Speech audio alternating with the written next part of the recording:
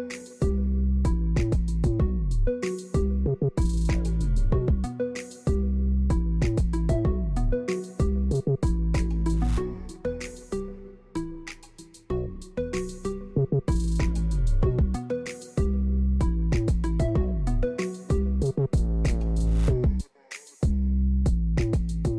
is Thursday, January 3, 2019. The 112th sitting of the National Assembly of the 11th Parliament of Guyana was held today. Speaker of the National Assembly, Dr. Barton Scotland, today ruled that the courts should make the final determination on the December 21, 2018 vote. Alexis Rodney has our first report. The Speaker on this occasion, and without more, declines the invitation to act in reversal. Full, final and complete settlement of these issues by a court of competent jurisdiction will place beyond doubt any question which may exist and serve to give guidance to the Speaker. Dr. Scotland made the ruling in the absence of the parliamentary opposition, which brought the motion against the government. According to the Speaker, the court will consider the argument that 34 instead of 33 votes were in fact needed for an absolute majority. The court will also consider if the vote by former Member of Parliament Charandas Prasad was valid owing to his dual citizenship. It is further contended that he, being an elected member of the National Assembly through a list, could not abandon that list and support another and still retain the status of an elected member. The Speaker urged both government and the opposition to engage in dialogue on the matter. The government had already indicated that it will be ready for the court if the ruling by the Speaker did not go in its favor. Reporting for InfoHub, Alexis Rodney. Following the Speaker's decision, a government has announced that it will be filing the matter in the High Court tomorrow, January 4, 2019. This was confirmed by Minister of State Joseph Harmon during a press conference hosted on the sidelines of the 112th sitting of the 11th Parliament. Minister Harmon said President David Granger earlier today instructed him to write the Leader of the Opposition requesting a meeting on January 9, 2019 at 11 hours at the Ministry of the Presidency. Government is also awaiting a response from the opposition leader about matters he would like to be addressed at the meeting with the head of state. Prime Minister Moses Nagamutu said the decision by the Speaker, Dr. Barton Scotland, has opened the door for a judicial challenge to the December 21 vote. Prime Minister Nagamutu said it is now up to the court of law to decide if the total number of votes required for the motion to be carried is 34 or 33, among other considerations. Barbara Patricia Pilgrim was sworn in as a new Member of Parliament, replacing former government backbencher Charandas Prasad. Pilgrim, a Berbetian, took the oath before the Speaker of the National Assembly, Dr. Barton Scotland. She received an official welcome by Prime Minister Moses Nagamutu, who is the leader of government business in the House. The government has also issued a call to Venezuela to immediately withdraw its unilateral decree and cease all uses and threats of military force against unarmed civilian vessels. This was made clear by Minister of Foreign Affairs Carl Greenwich during a presentation to the National Assembly today. Here's more. In its call to Venezuela to stop using threats of military force against unarmed civilian vessels licensed by Guyana engaged in offshore exploratory activities in the Stabroek Block, government has also urged its South American neighbour to present itself to the International Court of Justice. This position taken by Venezuela is unjustifiable, and it flies in the face of international law. Guyana has always, Mr. Speaker, been willing to discuss maritime delimitation with Venezuela, but it cannot move outside of the framework set by international law, and will not now do anything that could undermine the process before the International Court of Justice. In the National Assembly on Thursday afternoon, Minister of Foreign Affairs Carl Greenwich reported to the House on actions taken by the government on the recent incident involving the Venezuelan Navy and a Norwegian oil exploration ship contracted by ExxonMobil. The vessel was forced to suspend operations off the coast of Guyana after it was approached by the Venezuelan Navy vessel.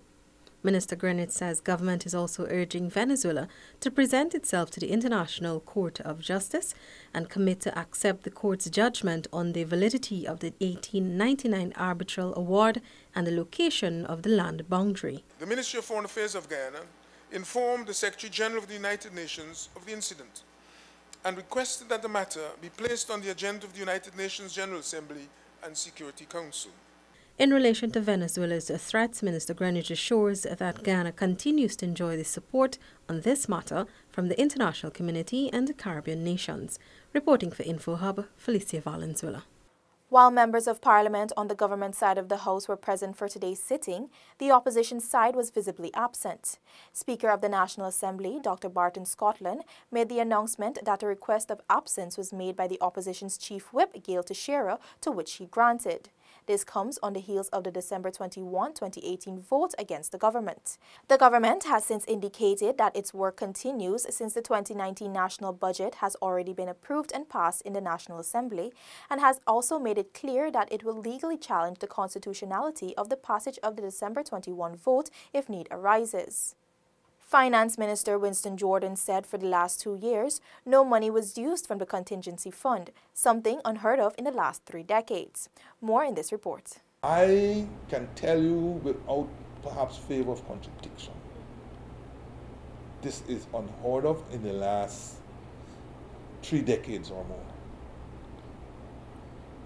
Unheard of. It will be the second consecutive year when not a single cent has been taken from the contingency fund. 2017 and now 2018.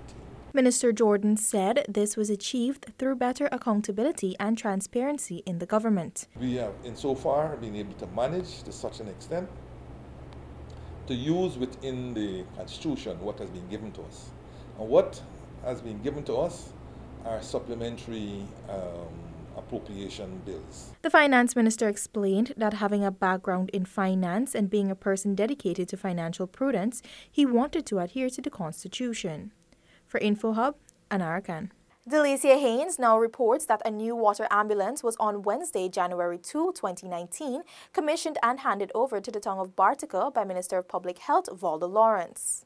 The Region 7 community of Bartica on January 2 received a newly commissioned water ambulance. The emergency water transport, valued at approximately $11 million, was handed over to the town by Minister of Public Health, Valda Lawrence. During a brief commissioning ceremony, Minister Lawrence noted it was Bartica and by extension the region which made the step for the acquisition of the water ambulance.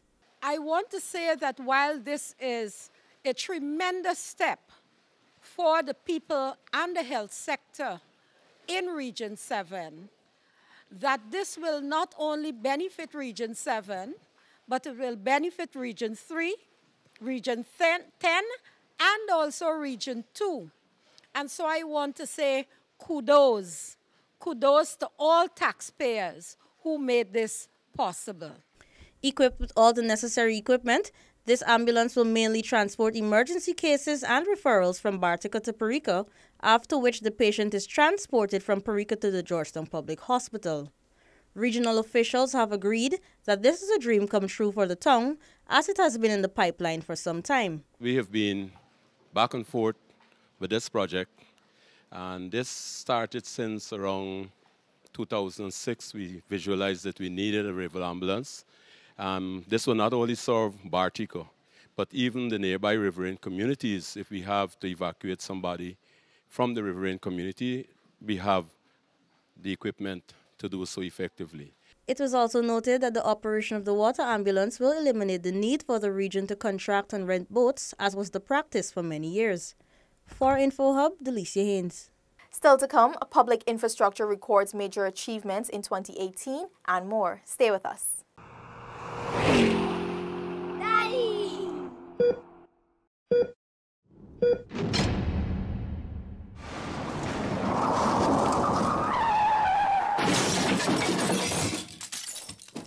Welcome back. New arrivals terminal at the Cheddi Jagan International Airport and $827 million roads commissioned for Madhya among the Ministry of Public Infrastructure's major achievements for 2018. Felicia Valenzuela has that report. On September 22, 2018, the new arrivals terminal at Guyana's National Airport became fully functional, a major milestone in the airport's infrastructural development. I am so impressed. You know, we stepped up. And this is so good. Yeah, I just don't know what to say. It shows that Guyana isn't limited by what outside think, by the label developing country. It shows that there's a richness in the country, and clearly as you walk in, you see it, it hits you. So awesome job, Guyana. In Mahdia, Minister of Public Infrastructure David Patterson hailed as a milestone the commissioning of the $827 million internal roads. Residents in the meantime said they were beyond happy with the progress of their community. This is great. The benefits would be accumulated.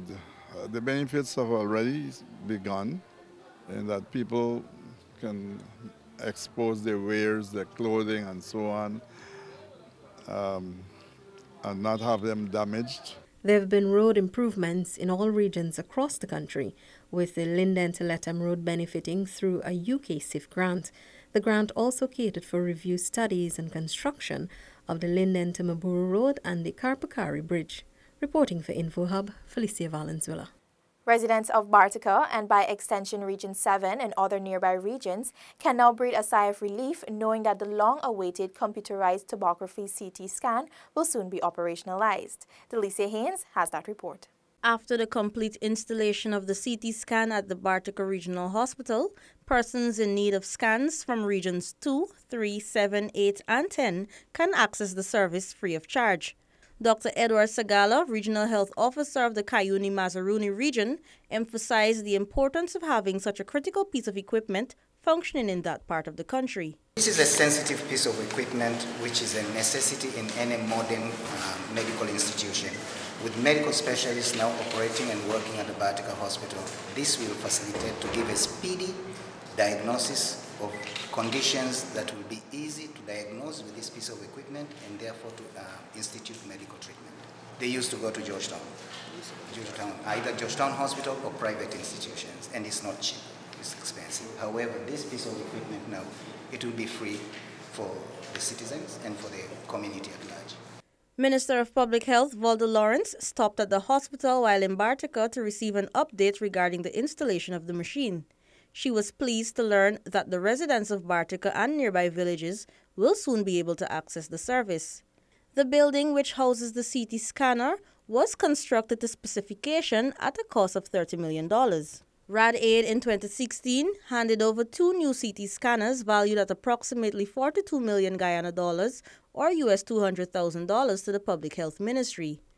The ministry at that time determined that one will be placed at the Bartica Regional Hospital and the other at the New Amsterdam Regional Hospital. For InfoHub, Delicia Haynes. And in our final report, Isaiah Braffett tells us more training, scholarships, hefty increases to minimum wage and salaries were some of the major highlights for the year of 2018. Public servants in 2018 enjoyed an increase of minimum wage from $60,000 to $64,200. They also received salary increases ranging from 0.5% to 7% retroactive to January 1, 2018. This came just in time for the Christmas season, ensuring there was additional money in their pockets. Further, close to 1,500 persons in 2018 received government-funded training or scholarships geared towards building a robust public service. Minister of Public Service Rupert Roopnarine said that training is the only way to adequately equip Guyanese for the future. Master's degree in Petroleum Data Management, Petroleum Exploration, Oil and Gas Technology, Software Engineering and Cybersecurity, among others, were some areas of focus. Additionally, over 100 young people also graduated from the Bertram Collins College between 2017 and 2018. The graduate pledged to bring professionalism to the public service. What they should expect from me and my colleagues is efficiency. They should expect us to give the best service possible that Guyana has to offer. We are a new breed of public servants and we are here to serve the people to our best ability, and that is what they can expect from us. Minister Roopnarine explained the mission of the college is to ensure those entering the public service are adequately equipped. With that, the provision of training and awarding of the scholarships are expected to be boosted in 2019. It is towards this goal that the lion's share of this year's allocation to my ministry goes towards training and academic scholarships, $1.5 billion, representing a 50% increase over last year's expenditure of $1.08 billion. For InfoHub, Ayana George. That's all for this evening. Connect with us on WhatsApp, like and subscribe to our Facebook page for notifications. You can also follow us on Instagram for updates and visit our website at dpi.gov.gy. Your bridge and weather reports are up next. Goodbye.